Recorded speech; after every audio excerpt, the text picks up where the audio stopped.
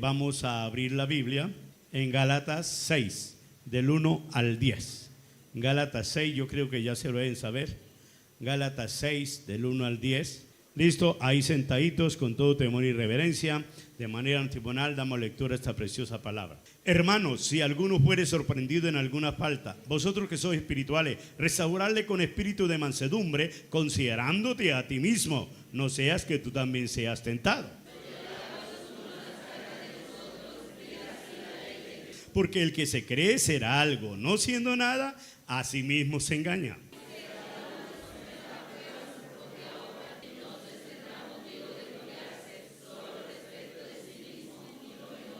Porque cada uno llevará su propia carga.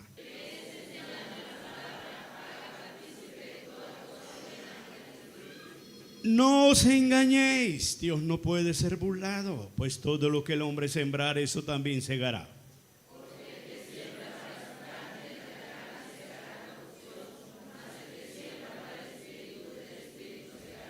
Aleluya. No nos cansemos pues de hacer el bien, porque a su tiempo segaremos si no desmayamos.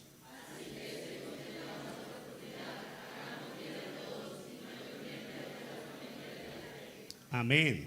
Bueno, hoy antes de iniciar la clase les voy a regalar dos versículos que tienen fundamento en este tema de la siembra y la cosecha. Y está en Eclesiastés capítulo 7, versículo 2, 21 y 22. Nos dice así: tampoco apliques tu alma a todas las cosas que se hablan, para que no oigas a tu siervo cuando dice mal de ti, porque tu corazón sabe que tú también dijiste mal de otros muchas veces. Mire tan sabio Salomón. Tampoco apliques tu corazón a todas las cosas que se hablan, para que no oigas a tu siervo cuando dice mal de ti. O sea, cuando oiga hablar mal de usted, no aplique eso a su vida. ¿Por qué no lo debemos aplicar? O sea, no se enoje, no se resienta, no se lastime cuando escuche que alguien está hablando mal de ti. Pero él utiliza el paráfrasis: no le preste atención a eso, al decir no lo oiga. No, es que no le dé la atención debida para afectación de sus emociones, para afectación de su carácter, para afectación de su reacción frente a él.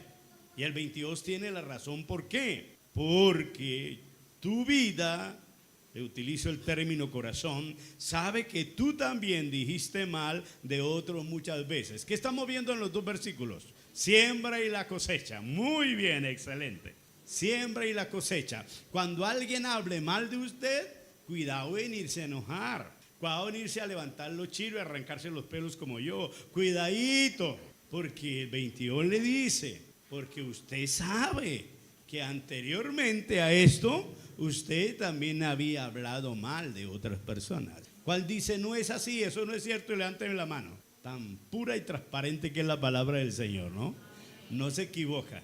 No hay nadie que no hable mal de otro. No existe. Ay, amados míos, qué bella es la palabra del Señor. Y quiera Dios que cada día vayamos avanzando en ese pro de mejorar en atención a la palabra del Señor. Hoy vamos a mirar la siembra y la cosecha parte B. Nos basamos en los versículos 7 al 10. Objetivo: determinar, escuchar, atender y atesorar en nuestra alma la palabra de Dios en pro de obedecerla y de esta manera sembrar para una vida plena, eterna y no para corrupción. Qué hermoso, como dice el texto, que el que siembra en la carne, siembra para corrupción, para perdición, para destrucción. Santo es el nombre del Señor Jesús. Esta semana estuvimos haciendo una visita con mi esposa y la persona le hice una pregunta, que por qué no había vuelto a la congregación. Entonces me trató de señalar que en la iglesia había hipócritas, que había gente que cometía errores, que cometía fallas. Entonces le dije yo: hermana, la palabra de Dios nos dice que nadie es perfecto en esta tierra, por más lector que sea de la Biblia, por más que ayune, por más que ore, porque me ha dicho que estaba asistiendo a otra congregación, por más que cambie de iglesia, le dije. La Biblia dice que no hay perfecto ni aun uno. Nosotros estamos, por gracia de Dios, en el camino de la perfección, pero solo vamos a ser perfectos si no desmayamos, y somos perseverantes cada día autocorrigiéndonos a la luz de la palabra hasta el día que Cristo venga, que es donde la perfección, la plenitud va a brillar en nuestras vidas. Entonces me respondió, eso me dijeron en la otra iglesia el primer día que llegué. Dice, el primer día que llegué, esas palabras textuales que usted me está diciendo, pastor, las escuché allá por el predicador. Le dije, entonces Dios hablándole, Dios diciéndole, no es motivo que usted cambie de iglesia porque ve que un hermano cometió un error o una hermana cometió una falla. Uno como pastor sabe muchas fallas, yo no le dije a ella, pero en mi mente uno como pastor sabe muchas fallas. Y yo no me la paso juzgando a nadie, sino presentando su vida delante del Señor. Así, Señor, como tú tuviste misericordia de mí, Señor, ten misericordia de la hermana en esta debilidad, del hermano en esta debilidad. Señor, restáurala, permite que entienda y levántala, Señor, para tu honra, tu alabanza. Si me permite hablarle, con mucho gusto le hablo para ayuda, y si no, mi intercesión está ahí. Eso es vivir en el Espíritu. Pero yo estar esperando fallas en alguien para salir en carrera y irme en otro lugar y decir que aquí sí son santos más que allá, nos estamos autoengañando, es lo que dice el texto. Y eso es lo que vamos a mirar en esta mañana. En los domingos anteriores hemos mirado la diferencia de ser un creyente espiritual a un creyente o persona que se mueve en la carne. El creyente que se mueve en la guía y fruto del Espíritu es el que agrada y vive para Dios. Mientras que el creyente que se mueve en la vieja naturaleza es el que vive para sí mismo, dando lugar a sus deseos, vanagloria y arrogancia pecaminosa. Sembrar para la carne significa vivir de acuerdo a la carne, satisfaciendo y realizando de esta manera los deseos y las inclinaciones de uno en maneras no aprobadas por Dios, haciendo los deseos, los anhelos que vienen a nosotros, los cuales no son aprobados por Dios. ¿Ve? Por eso mismo hoy tenemos que abrir nuestros ojos para entender, hermano, lo que dice el apóstol Pablo sobre estos postreros tiempos, allí en 2 Timoteo 3. Hoy, hermano, se anuncia desde un púlpito presidencial, hermanos, la filosofía del LGTL. Bueno, se me fue. Usted sabe, hermano, cuando nosotros sabemos que a Dios le agrada hombre y mujer, ¿dije algo mal? A Dios respecto al matrimonio o a la vida conyugal le agrada y ha establecido que sea hombre y mujer. Pero hoy, hermano, el engaño que dice, y entre comillas, parece que vivieran bien, pero eso no es lo que le agrada a Dios. ¿Sí ve? Pueden ser alcaldes, pueden ser candidatos presidenciales, hasta presidentes, y viven así. Personas, entre comillas, importantes, pero eso no le agrada a Dios. Eso no le agrada a Dios. Por eso nosotros debemos tener cuidado en el momento de ir a elegir a un representante gubernamental que no se identifique con eso, porque ya está en contra de nuestra conciencia, ya estamos en contra de nuestra fe, ya estamos en contra de lo que establece el Dios que servimos. Hay que entender eso y tenerlo claro, amada iglesia y amados hermanos. Amén. Entonces, sembrar para la carne significa vivir de acuerdo a la carne, satisfaciendo y realizando de esa manera los deseos y las inclinaciones de uno en forma no aprobadas por Dios. Para el tal no es el reino de los cielos, dice Gálatas 5:21. Para esa clase de personas no existe el reino de los cielos. Así se congrega en una iglesia cristiana. Uno como pastor no puede sacar a nadie. Uno como pastor no está puesto a decirle, usted puede venirse porque tiene mechas cortas, usted puede esto porque tiene mechas largas, usted que no utiliza falda tiene que salirse. No. Yo enseño lo que la Biblia dice, pero nunca tengo autoridad de decirle, sálgase de aquí, váyase de aquí. Jamás de los jamás y Dios me guarda. ¿Ve? Pero a Dios no le agrada. Y Dios dice, Gálatas 5:21, que los tales que viven así no van a heredar, no van a participar del reino de Dios. Y esa es la palabra mayor que la del pastor, mayor que la del profeta, mayor que la del presidente, mayor que la del Senado de la República, mayor que la Corte Suprema, es la palabra de Dios, alabado sea el nombre de Dios. Y a esa es que debemos atender y esa es la que debemos obedecer. Hoy vamos a mirar el fruto o cosecha que se recibe por andar en cada una de estas formas de vida. En cada una de estas formas de vida. En el contexto de andar conforme a la carne o en el fruto del Espíritu, el apóstol muestra o señala dos verdades fundamentales en pro que como creyentes no nos engañemos. Diga, el apóstol está diciendo estas dos verdades para que yo como creyente no me engañe, menos me autoengañe. ¿Clarito? Eso sí, que es importante esa palabra que dice el versículo 7. Entonces arrancamos con versículo 7, ¿qué dice? Muy bien. no os engañéis.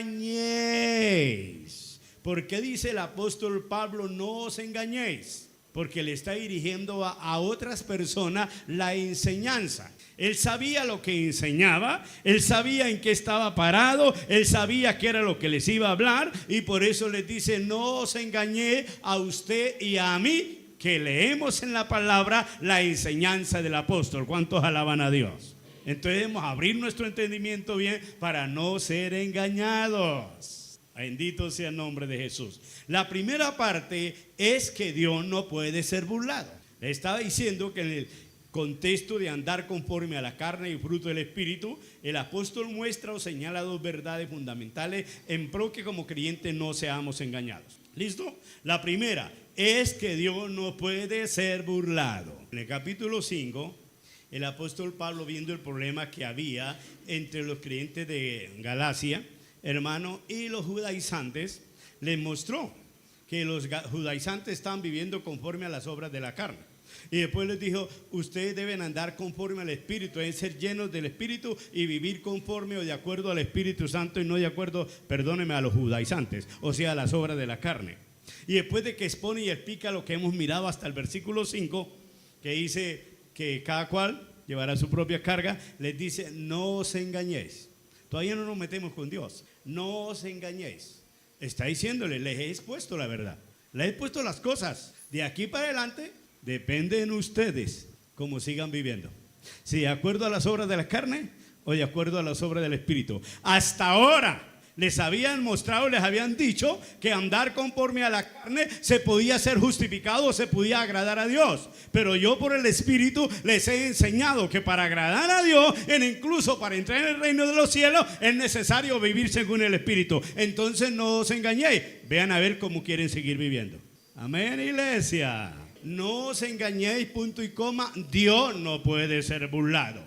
Ustedes, si quieren seguir viviendo así, autoengañándose o engañándose, bien. Dios jamás va a ser engañado. Bendito sea el nombre del Señor. Amén, aleluya. En el momento en que se escribió la carta a los Gálatas, provincia que ocupaba el centro de Asia Menor, estos no debían seguir siendo engañados por la falsa enseñanza en creer y pensar que existían cosas externas que daban justificación. Bien lo dijo el Señor, que lo que contamina al ser humano es lo que sale de su interior. Y Dios, que ve y conoce lo que hay en el alma o corazón de la persona, jamás puede ser burlado. Dios, que ve y conoce lo que hay en el alma o corazón de la persona, jamás puede ser burlado. Eso lo tenemos que tener clarito. Usted puede burlar al presidente, puede burlar, hermano, a su jefe, a sus padres, a sus familiares, a sus compañeros, pero a Dios jamás nadie lo puede burlar. ¿Cuántos alaban el nombre del Señor? Pueden decir: bájate de esa cruz si eres el Hijo de Dios. Lo pueden hacer. Eso no toca a Dios para nada. Amén. Aleluya. Él sigue siendo Dios, perfecto y completo, como justo. Bendito sea el nombre del Señor. El término burlado tiene que ver con el creyente que piensa, cree que es muy piadoso o piadosa, espiritual, o razón por la que se vanagloria con su vida de ritos, pero que realmente en su interior vive y se manifiestan otras cosas, las cuales no son dirigidas por la persona del Espíritu Santo, que es el que nos guía a agradar a Dios. El que nos conduce a nosotros a hacer la voluntad del Señor es el Espíritu Santo. Cuando Jesús habló de él y que dijo que era necesario que él partiera para que él viniera, ¿qué dijo? Dijo tres cosas sobre el Espíritu. Primero, les ayudo, que nos iba a convencer. Segundo, que nos iba a guiar toda la verdad. Y lo tercero, que nos iba a traer a memoria la enseñanza que el Señor Jesús nos había dado. Alabado sea el nombre de Dios. Y quiero que tengan eso presente. La función del Espíritu Santo: convencernos de que vivimos mal, en pecado delante de Dios, que necesitamos de Cristo para ser salvos. Lo segundo, nos va a guiar a toda la verdad. Y lo tercero, Él es el encargado de hacernos recordar de las enseñanzas sanas, de la sana doctrina, aunque hoy dicen que eso no es doctrina, la nueva filosofía, pero para mí sigue siendo la doctrina, la que Jesucristo nos enseñó. Hermano, la sana doctrina de Jesús, que nos la tiene presente, es el Espíritu Santo, y usando para ello la Sagrada Escritura. Bendito sea el nombre del Señor.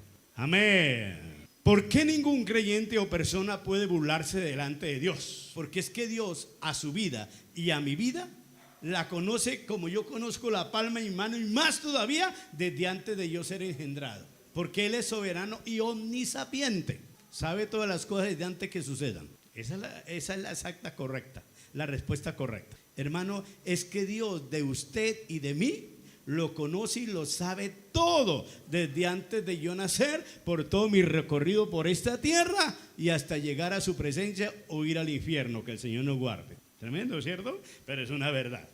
Respuesta: porque el Señor conoce todas las cosas del ser humano, tanto en el campo interior, o sea espiritual, como exterior. Él sabe las intenciones, el propósito y la realidad del pensar y actuar de cada uno de nosotros.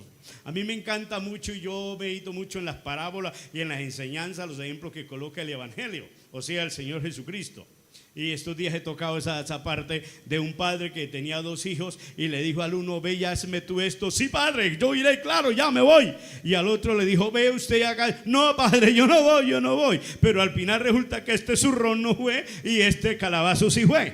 Y hay una pregunta al final del pasaje. ¿Cuál es? Muy bien. Dios, que conoce el interior de nuestra alma, sabe por qué hablo aquí. Sabe por qué digo que sí voy. Sabe por qué digo que sí permanezco. Sabe por qué digo que sí voy a cambiar, cuando en realidad no tengo la intención de cambiar. Oh, ¿me está entendiendo? Pero Dios, que sabe que aquí equivocadamente por pereza o descuido dice que no, Dios sabe que la intención del corazón es que sí. Alabado sea el nombre de Dios. Por eso muchos postreros serán primeros. Ay, bendito sea el nombre del Señor. Miremos el Salmo 139, 16. ¿Qué dice?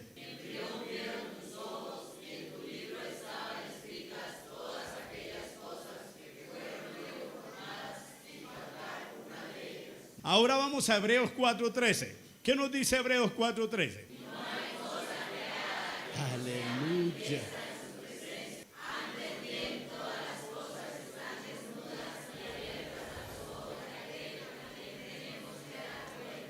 Por eso no os engañéis, Dios no puede ser burlado.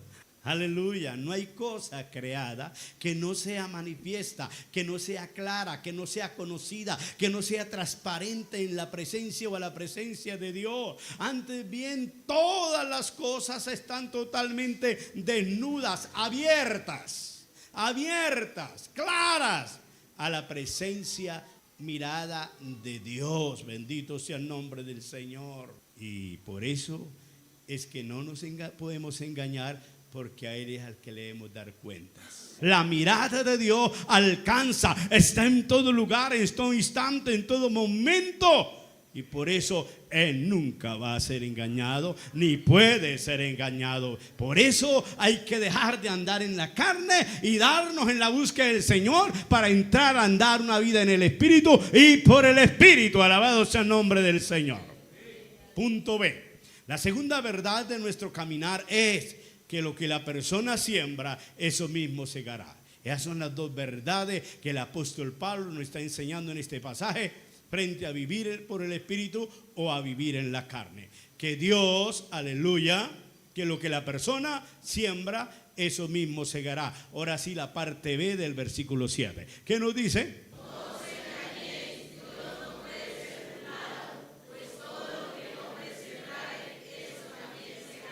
Tremendo. Acabamos de mirar que Dios todo lo conoce, que Dios todo lo ve, que Dios todo lo sabe, desde el momento antes de usted ser engendrado. Bueno, entonces, todos sus hechos, todos mis hechos, todas sus palabras, todas mis palabras, se convierten en una siembra, en un riegue. Hermanos, toda palabra suya, toda acción suya es un granito de semilla que estamos regando ante el mundo, pero ante la presencia de Dios, quien da la cosecha. Recuerde el comienzo, nosotros hacemos la siembra, pero la cosecha la da el Señor o viene de Dios. Amén. Y entonces esto nos debe autoexaminarnos, hermanos, y llevarnos a preguntar en el día de hoy: ¿cómo estoy regando la semilla? ¿Buena o mala semilla? Dependiendo de la clase de semilla que usted y yo reguemos, sembremos, eso vamos a cegar. Cada creyente o persona es libre en el momento de pensar y actuar qué siembra va a realizar, y asimismo sabe qué cosecha va a tener. No, una cosa es que ignoremos en el momento como actuamos y como hablamos o procedemos, que ignoremos que yo voy a cosechar eso. No, yo me arrepiento pasado mañana o en un mes y eso no lo voy a... No, Señor. Vuelvo y le digo, Dios no puede ser engañado. Y Dios no hace acepción de personas. El perdón se alcanza, pero las consecuencias llegan. Ay, santo es el nombre de Jesús. Amén. Como creyentes sabemos en quién y cómo nos movemos. ¿Qué es lo que nos está guiando, si la carne o el espíritu? ¿Sí lo sabe usted? Pero si yo le preguntara cuántos están siendo guiados por el espíritu, amén. Pero la vivencia dice otra cosa. Y si le preguntara cuánto cree que están viviendo conforme a la carne, nadie dice amén. Nadie. Pero Dios, como lo vimos, que conoce todas las cosas, dice, ese me está mintiendo. Esa no está diciendo la verdad. Ya miramos los 2 domingos pasados que nadie nos podemos creer súper espirituales cuando no somos espirituales. Ténganlo presente. El creyente o la persona es libre de escoger lo que quiere, pero no sembrar, pero no es libre de escoger las consecuencias de lo que haya o vaya a recoger. Y espero ser entendido en esa parte para ustedes. Recordemos que la siembra es y está en nosotros, pero la cosecha es y viene de Dios, en consecuencia lo que hayamos escogido y decidido sembrar. Maravilloso es el nombre, santo es el Señor. Sembrar para la carne significa dejar que la vieja naturaleza se exprese libremente. Eso es sembrar en la carne. De la misma forma, sembrar para el espíritu significa dejar que el espíritu se exprese como él quiere y él se mueve en la voluntad del Padre, la cual consiste en tu y en mi santificación.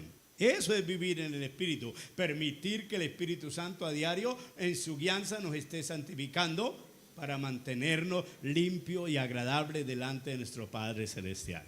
Alabado sea el nombre del Señor. Por eso nadie se puede burlar de Dios, ya que cada uno recibe las consecuencias de acuerdo a su propia siembra, porque cada uno cosecha el fruto de lo que regó. El que siembra para agradar a su naturaleza pecaminosa, de esa misma naturaleza cosechará tristeza, aflicción. Recordemos el primer objetivo: tristeza, aflicción, angustia, dolor y posteriormente destrucción y corrupción. El que siembra para agradar al Espíritu, del Espíritu cosechará gozo, paz y posteriormente la vida eterna. Alabado sea el nombre del Señor Jesús. Versículo 8. Pablo expone o presenta la idea que solo hay o existen 2 lugares o campos donde el creyente puede sembrar: en la carne o en el espíritu. Usted como creyente no tiene otro lugar para sembrar y cosechar en pro de la vida eterna. No lo tiene, no lo encuentra, hermano. Nada. Aquí no hay tibio, ni miano, ni cálido, no. Solamente el carnal o el espiritual. Ojalá que todos pasemos al espiritual. Bendito sea el nombre del Señor. Amén. La palabra carne en la Biblia está muy relacionada con el pecado. Por eso en la carta se hace mención de ella reiteradamente, ya que el andar en la carne, la palabra del Señor lo condena. Y el andar en la carne no ofrece ni da ninguna esperanza de gloria, porque en ese campo no se puede agradar a Dios, debido a que la carne, ojo, esclaviza al creyente a sus antojos pecaminosos, los cuales están en contra de la voluntad de Dios y por ende aíslan al cristiano del reino de Dios. Gálatas 5:21, parte C. El obrar del Espíritu Santo en la vida del creyente consiste en la renovación espiritual y mental y la santificación integral del carácter de la persona. Por ello, el sembrar en el Espíritu identifica la verdadera vida de fe en el creyente y que le conduce a la vida de gloria en la patria celestial. Y ella comienza, mire cómo comienza la vida del Espíritu en un creyente. Mire cómo comienza la vida en el Espíritu en una persona redimida, en una persona alcanzada por la sangre del Señor Jesucristo. Esta comienza con el convencimiento que el Espíritu hace al individuo, al convencerlo de pecado, de justicia y de juicio. Juan 16:8. Luego le bautiza o le reviste de su poder en pro de hacerle un verdadero y eficaz testigo del Maestro. Hechos 1:8 y Lucas 24, 49 y 50. Estaba mirando la hora. También le ministra su fruto para que ande en él, resistiendo y venciendo los deseos de la carne. Gálatas 5:16. Es de esta manera que le permite vivir en él, para que pueda dar y ser testimonio ante la iglesia, considerando y restaurando con mansedumbre al débil que cae, y ante el mundo mostrando la obra transformadora que hace el Señor en la vida del que le cree y le recibe. Gálatas 5:25. Aleluya, bendito sea el nombre del Señor. ¿Sí ven, hermano? Cómo comienza y cómo está interesado el Espíritu Santo en que usted y yo como creyentes vivamos y andemos en la guianza total de Él. Alabado sea el nombre de Dios. Me abro al texto de San Juan. Si el Espíritu Santo, el que te convenció, el que me convenció, ¿de qué? De pecado, de justicia y de juicio. ¿Qué implica eso para mí hoy como creyente que fui convencido por el Espíritu Santo? Que debo buscar la llenura del Espíritu Santo cuanto antes, porque Él me convenció de la verdad. Él me convenció del error en que estaba y que necesitaba acudir a Jesús, que es el único que nos puede santificar, y que Él es el que me da poder. Debo buscar la llenura del Espíritu Santo para andar en la guianza del Espíritu Santo y no quedarme solamente en que Él me convenció mediante un conocimiento escritural. No, yo debo depender del Espíritu Santo. Yo debo andar guiado por el Espíritu Santo, conducido por el Espíritu Santo. Para eso me reviste de su poder, para que yo no hable mentiras, para que yo no siga engañado y engañando. Y luego me ministra el fruto de Él. Alabado sea el nombre del Señor, para que pueda restaurar al débil en vez de juzgarlo. Entonces Él nos da luego la llenura de su fruto, la manifestación de su fruto, que quiere decir que por haberle creído al Espíritu que me convenció, por haber sido revestido, bautizado de Él, Él cambió mi carácter, transformó mi carácter, y ahora en vez de mal genio, de amargura, de cascarrabia, de gritón, etcétera, etcétera, ha puesto amor, gozo y paz en nuestras vidas. ¿Cuántos alaban a Dios? Aleluya, alabado sea Dios. Esa es. Dice, es de esta manera que nos permite vivir en Él, para que podamos dar y ser testimonio ante la iglesia, considerándonos a nosotros mismos, hermano, para no andarle duro al que da bote, al que resbala, al que falla, al que peca, etcétera, etcétera. Amén. Y para hacernos luz ante el mundo. Alabado sea el nombre de Dios. Tengamos presente que el vivir en la carne no nos permite heredar el reino de los cielos. No importa lo religioso que sea, no importa que ha hecho 51,000 ayunos en su vida, no importa. Pero si no has muerto a la carne, sigues con las puertas del cielo cerradas. No lo digo yo, lo dice la palabra del Señor, amada iglesia. Amén. Amados hermanos, estos versículos nos hablan, confirman la realidad que lo que esparcimos, eso es lo que también vamos a recoger. Y quiero invitarles, o sea, los versículos 7 y 8, porque ellos que les estoy hablando, no sé aquí, pero ¿qué está hablando el pastor? Y quiero invitarles a meditar lo que al respecto el Señor nos dice en el Evangelio escrito por el doctor Lucas. Lucas 6, 36 al 38.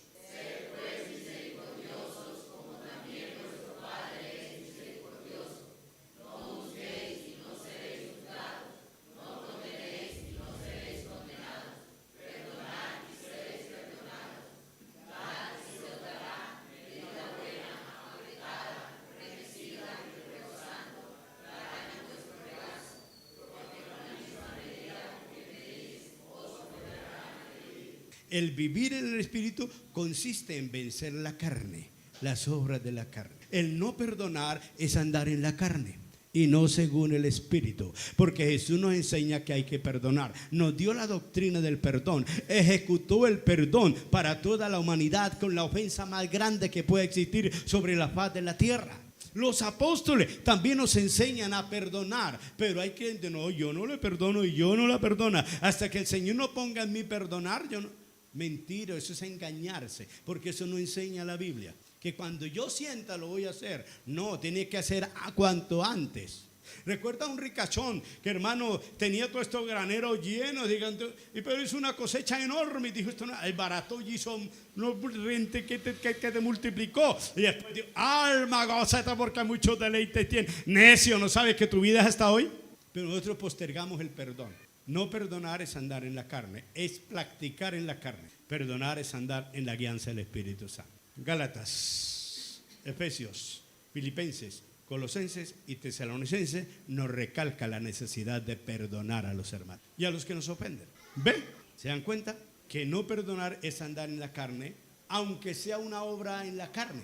Pero, amados hermanos, la obra del Espíritu o el andar en el Espíritu es vencer, destruir, aniquilar, resistir las obras de la carne. Amén. No se les vaya a olvidar, bendito sea el nombre del Señor. Entonces le está diciendo que Lucas 6, 36 al 38, que nos dice: sé pues misericordioso como también vuestro Padre celestial lo es, etcétera, etcétera.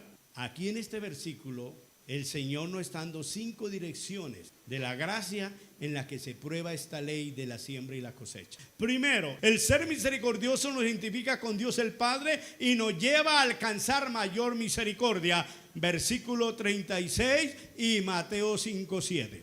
¿Se acuerdan la bienaventuranza? Mateo 5:7. Sé pues misericordioso, bienaventurado misericordioso. ¿Por qué? Ojo, analicemos. Le estoy diciendo que el ser misericordioso, versículo 36, no se identifica con el Padre, gloria a Dios, pero nos permite alcanzar mayor misericordia. Bienaventurados los misericordiosos, porque ellos obtendrán, alcanzarán, recibirán más o mayor misericordia. ¿Eso para qué ser tan misericordioso? Dicen muchos creyentes. Pero mire que eso es desconocer la palabra. El ser misericordioso nos lleva a abundar en misericordia. ¿Cuántos alaban el nombre? ¿Sabe qué significa abundar en misericordia? Somos rodeados de personas de misericordia, en especial de Dios, que es misericordioso. ¿Cuántos pueden alabar el nombre del Señor? Pero hay muchos de ustedes que la misericordia no anda ni camina con ustedes, ni se la mencionan. Segundo, no juzguemos a nadie y no seremos juzgados. ¿Se han sentido alguna vez juzgados algunos de ustedes? Con libertad. Yo no estoy poniendo cuidado que me lo hice ni lo voy a mencionar. ¿Se han sentido juzgados alguna vez ustedes? Bastantes. ¿Cómo han reaccionado al respecto de ello o ante esa acusación? Porque ser juzgado es una acusación. Han reaccionado lo mismo, ¿cierto?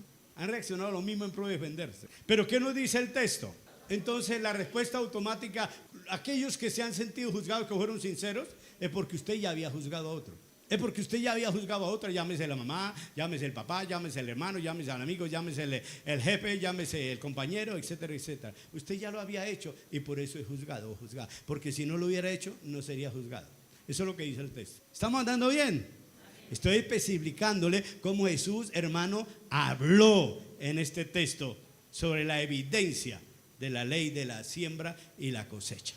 Tercero, no condenemos a nadie porque ello propicia condenación. Versículo 37b. ¿Alguna vez ustedes han condenado a alguien?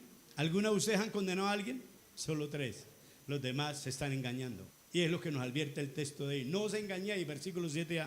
No os engañéis, pero se están engañando. Lo primero que nosotros reaccionamos, porque hasta ahora no hemos sido espirituales, como Dios quiere, sino carnales, reaccionamos en la carne ante cualquier debilidad, fracaso de un hermano, y lo que hacemos es esto: juzgarlo, señalarlo, ya es juzgarlo. ¿Por qué? Porque nos creemos super espirituales. ¿Por qué? Porque nos creemos consagrados. Porque nos creemos que nosotros sí agradamos a Dios. Y nos convertimos en jueces sin Dios habernos dado el carnet ni la licencia de jueces. ¿Sí ve? Que esto que la Biblia toda está llena, hermano, en plena concordancia, en pero paralelismo, mostrándonos las preciosas enseñanzas del Señor. Dice: no condenemos a nadie porque ello propicia condenación. Hoy tenemos que pedirle perdón a ellos, amados hermanos, y de aquí adelante aprender a no condenar. Cuarto, el perdonar produce ser perdonados. ¿Sabe que me encanta esto? Perdonad y seréis perdonados. Pero recordemos a Mateo en la oración del Padre Nuestro, capítulo 6, versículo 14 al 15. Mateo 6, 14 al 15. Y se van a dar cuenta, hermanos, que eso nosotros recibimos el Padre Nuestro porque tuyo es el poder y el reino por los siglos de los siglos. Amén. Y el otro pedazo nos lo tragamos, porque no nos identificamos con eso. El perdón viene de usted. El perdón nace de usted como nace de mí. Dios está abierto a perdonar cuando usted decida perdonar. Dios ofrece el perdón a todo momento, pero usted tiene que perdonar para ser perdonado. Por eso no vuelva a guardar rencor, no vuelva a guardar resentimiento, no vuelva a darle lugar al enojo, sino sepa que usted es un cristiano que quiere ir al cielo y que para los que no perdonan no está abierto el cielo en ningún momento. Es para los que perdonan que el cielo está abierto. Alabado sea el nombre de Dios. Yo como pastor a muchas ovejas les he hablado, les he llorado que perdón. No me hable más, pastor, no me va a visitar. Listo, no lo visito. Terrible atadura. Pero si no perdonamos, no vamos a ser perdón. Pero si perdonamos, tenemos el cielo abierto de par en par a favor de nuestra vida. Bendito sea el nombre del Señor. Y quinto, el dar con generosidad fructifica en mayor generosidad. Dice el versículo 38. ¿Qué nos dice? Aleluya.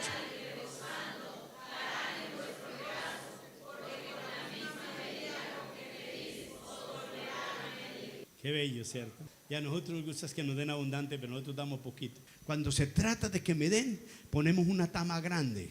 Pero cuando se trata de dar, ponemos un embudo para que mi billete se quede flotando y yo lo puedo volver a recoger. Qué triste, eso es andar en la carne. Eso no es andar conforme al Espíritu, amada iglesia. Entonces, el dar con generosidad fructifica en mayor generosidad. Pues con la medida, la cantidad y el espíritu de generosidad que demos, con la medida justa con que bendigamos a nuestro prójimo, de la misma manera se nos bendice y recompensa a nosotros, dice este versículo 38. Hermanos, esta ley de la siembra y de la cosecha o ley del dar nos habla que si en nuestra alma y mente está la generosidad en el momento de dar o ayudar al hermano o semejante, es una siembra que nos proyecta a recoger una cosecha, ojo, justa, abundante y rebosante en bendición, aleluya, para nuestras vidas. Y ello porque el que recompensa nuestra siembra es Dios, utilizando lo que Él en su soberanía quiere usar, y porque Él ve mi generosidad, entonces por eso me la multiplica. ¿Cuántos alaban al Señor? Pero el Señor ve mi falta de generosidad, por eso, ay, yo que esperaba, esto no me cubre ni un servicio, yo quería pagar todo el arriendo y todo. Ahí está, hermanos. Es que Él lo conoce todo, Él lo sabe todo, y a Él no se puede engañar. Usted corría esta puerta así, pero Dios dijo, usted solo le pertenece a esta tamita. Recuerde cómo tiene tu corazón. Amén. No estoy ofendiendo a nadie, le estoy mostrando una verdad bíblica sobre la ley de la siembra y la cosecha. Mateo 7:12, ¿qué dice?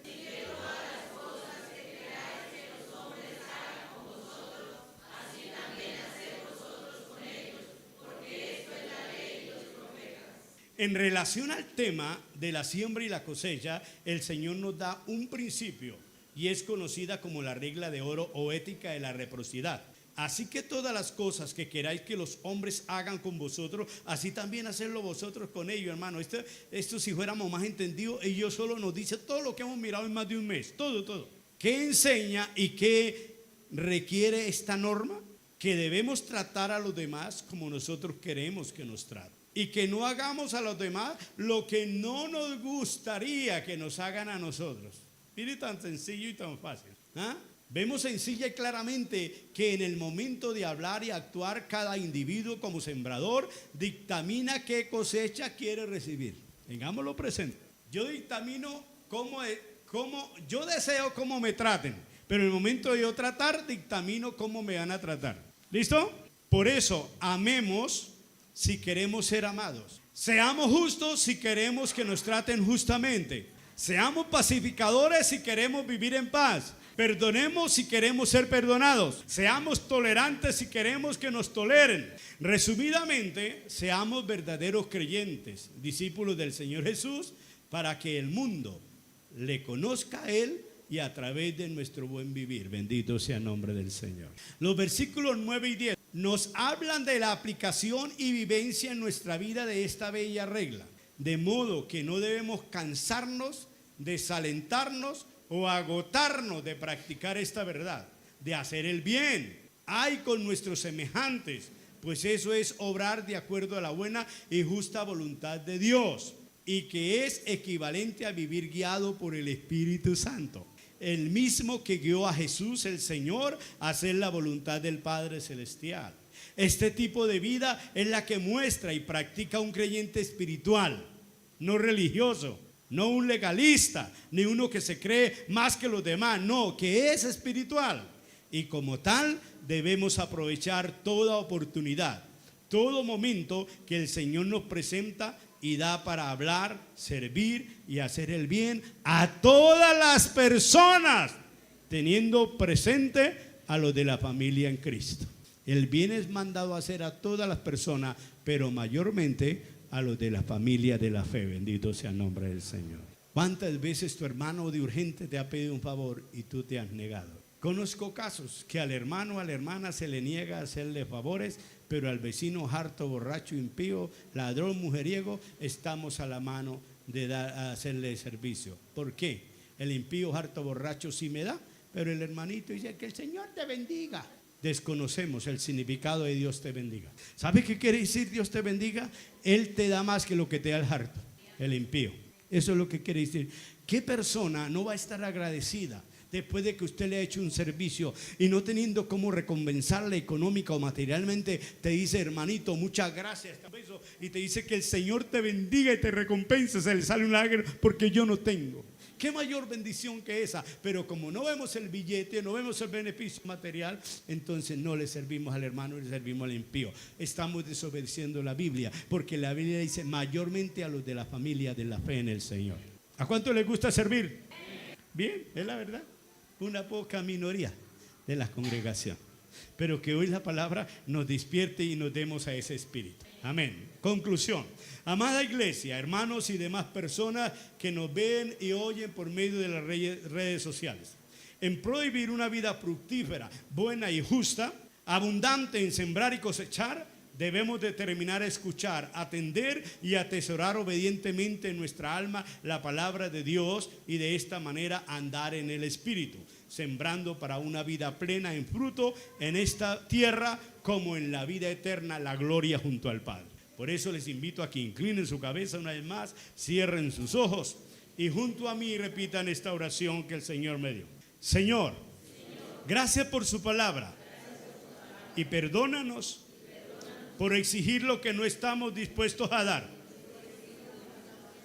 Examíname y ayúdanos a darnos en atención y obediencia a sus enseñanzas sobre el amor, el perdón, la generosidad, la amabilidad, el tiempo, el servicio, sin esperar nada a cambio, como lo hizo mi Señor y Dios, Jesús el Señor.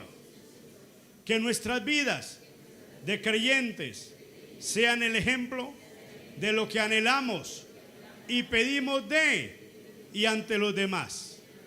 Ayúdanos a vivir y a seguir la vida en el Espíritu, para que seamos como Cristo, que dio todo antes de pedir algo. Amén y amén. Digan todos amén. Amén. Eso es, así sea, Señor. Y que así sea. Y esta palabra nos lleve a salir de una vida natural, de una vida carnal, de una vida en la vieja naturaleza, y nos demos a caminar en la guianza del Espíritu Santo.